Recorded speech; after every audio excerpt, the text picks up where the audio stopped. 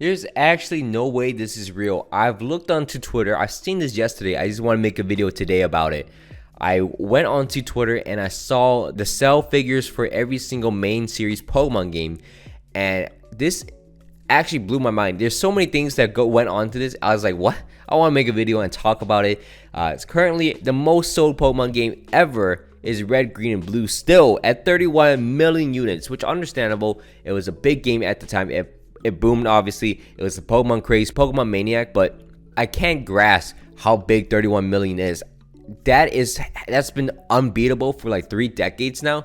That's actually insane. And then, more shockingly, the second highest selling Pokemon game was actually 4 years ago, I think, in 2018. A Pokemon Sword and Shield, 24.2 million units sold. What? Where are these figures are coming from? Firstly, and then the third one is Gold and Silver, 23 million.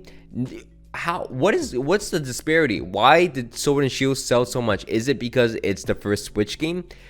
I'm super curious about how this even worked out. X and Y, Diamond Pearl do not crack 20 million, which I swear, I promise, Diamond and Pearl was like peak Pokemon. That was like peak Pokemon. Look at Black and White, 15 million. I was one of those 15 million that bought Black and White, obviously, and Diamond and Pearl, and most of these games I bought, except the original Red and Blue, Gold and Silver. I did not buy those, but I bought basically everything else. Yellow, Crystal, I didn't buy those either, but everything else I pretty much bought at some point in my life. I think there's a trend going on there.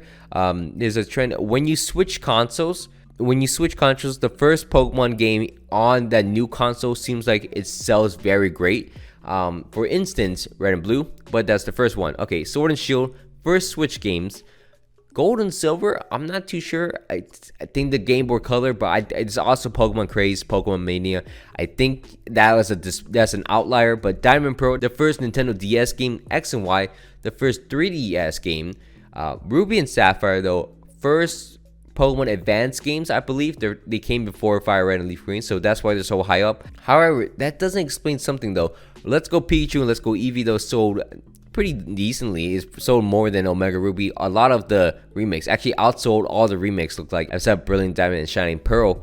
But they're the official first mainline Switch games, which I don't really count them as main series games, but they underperform. So in my opinion, imagine this timeline where we had Pokemon Legends Arceus as the very first Pokemon Switch game. I feel like because Pokemon Legends Arceus came at the worst time possible. It came right after, like not even a few months, right after. It came 2 months right after Pokemon Brilliant Diamond and Shining Pearl. And Brilliant Diamond and Shining Pearl are awful games, in my opinion. I don't like them, and they're pretty bad remakes. They're like a 1-to-1 remakes of it. That's no point of that. I could download a ROM hack right now and play a better version of Sinnoh.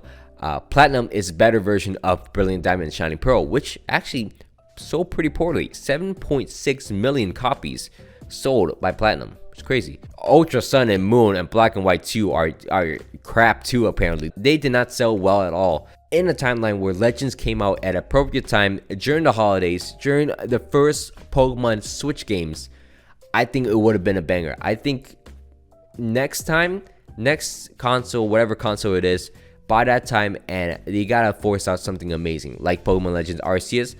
In my opinion, it's a really good game. One of my favorite games. I feel like if they pushed it out during then, they would have like the Zelda craze of it, because it's Legend Arceus. At the moment, Legends Arceus, even though it was a random drop in January, it had a lot of hype and a lot of people actually played it through, which I'm surprised about. I don't know. This is a random video I want to make. It was actually interesting to me to see that Sword and Shield jump so high up, and Red and Blue are like unmatchable at 30 million units. So that's just like hard to comprehend for me, because I want to know how many people have retained like all the games. Like I started with Fire Red and Leaf Green, and I've bought the entire list outside of Gen 1 and Gen 2. I actually bought Crystal, I take it back. Well, I also bought Red and Blue on the eShop, so I bought all of them at some point. I actually bought every single game on this list at some point. I take it back. I bought Red and Blue on the eShop or the Virtual Console. I also bought Crystal on the Virtual Console. So did I buy Red and Blue? I don't know if Red and Blue's on a Virtual Console. I either got a ROM hack for it or like a ROM on it, or I bought it on Virtual Console. At some point, I did play Red and Blue. No, I did play Red and Blue on the Virtual Console on the 3DS because I got a Mew. I went to do the Mew thing, the Mew glitch. That was fun to do. Anyways, I'm rambling now. I hope you guys all enjoyed this video. It's a very short one. A new format type of video, news informer type video. If you guys do enjoy this video, please leave a like on it to show some support on it. And I know, a little random video of the day. Anyways, I'll see you guys tomorrow for a Radical Red challenge.